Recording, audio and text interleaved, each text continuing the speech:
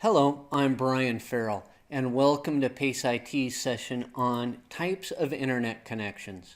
Today we're going to be talking about dial-up internet connections, then we'll move on to DSL internet connections, and then we'll conclude with other types of internet connections. And with that, let's go ahead and begin today's session. Of course, we're going to begin by talking about dial-up internet connections. Now, dial-up utilizes plain old telephone service, POTS service, through the Public Switched Telephone Network, the PSTN. Now, dial-up requires the use of a modem to transmit data as an analog signal over the twisted pair plain old telephone service lines. Your max theoretical speed in the United States using dial-up is 56 kilobits per second. Now, back in the day, 56 kilobits was pretty fast, but man, is that slow now. Now, a type of dial-up service, but different, is the Integrated Service Digital Network, the ISDN line. This is a digital point-to-point dial-up wide area network technology that utilizes the public switched telephone network. You can achieve up to approximately 2 megabits per second networking on a primary rate interface, a PRI interface.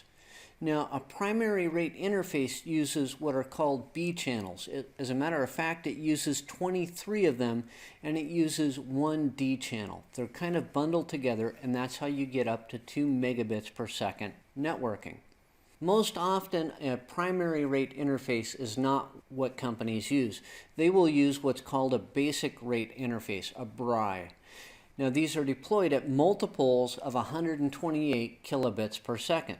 Now, a BRI uses two B channels at 64 kilobits per second each, one for data and one for voice, and one D channel which operates at 16 kilobits per second, which is used for call setup and link management.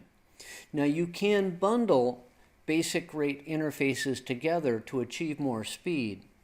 An ISDN connection requires the use of a terminal adapter, or TA, for the connection to the end node.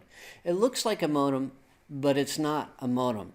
Now, ISDN connections are more expensive than dial-up and not as capable as digital service line, but they can be used when DSL is not available. And with that, let's move on to DSL internet connections. Now, DSL stands for Digital Subscriber Line. It's a digital internet connection using the plain old telephone service as the transmission media. It creates a dedicated digital line between the endpoint and the network supplied by the internet service provider, the ISP. It's an always-on type of internet connection. DSL carries voice and data. Now, filters are put in place so that you can get a clear voice channel, but DSL does carry both. Now, the speed of the DSL connection varies depending upon the ISP and the type of DSL service that you're paying for. As a rule, the ISPs do charge for the amount of bandwidth that they provide to the premise. Now, there are two main flavors of DSL, and we're going to start by talking about ADSL, asynchronous DSL. With ADSL, download speeds are faster than upload speeds. It's usually more cost-effective for the small office, home office environment than SDSL. Now, SDSL stands for synchronous DSL. Download and upload speeds are the same. Often when SDSL is deployed, it's used in conjunction with a leased T1 line. Now, as a rule, SDSL costs more than ADSL. And in most SOHO cases, ADSL works just fine. Now let's move on to some other internet connections. Now, cable is a broadband connection to the location. It's delivered by the cable company using the cable company's own network. They typically offer more bandwidth for less cost than DSL. It's also an always-on connection to the internet. Now, the way it works, The cable signal is delivered to what's called the head end. This is where all cable signals are received, and the signals are processed and formatted and then transmitted to the distribution network. The distribution network is a smaller service area that's served by the cable internet service provider.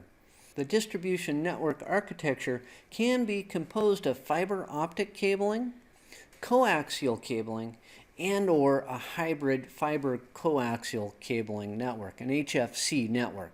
But the final distribution to the home or office is usually through a coaxial cable. Now, unlike DSL, the bandwidth that the cable ISP provides is shared by the distribution network. This can lead to increased latency and congestion during peak usage times as everybody is surfing the internet. Now let's move on to fiber optic internet connections. This is using light to transmit data and voice at a higher bandwidth. Fiber optic cables are used to make the connection to the ISP's network.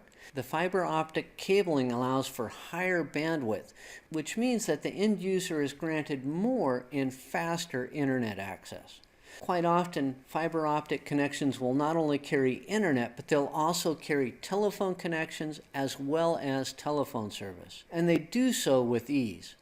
However, it does tend to be the most expensive option for connecting to the internet. Like DSL and cable, fiber optic connections are a type of always-on connection to the internet.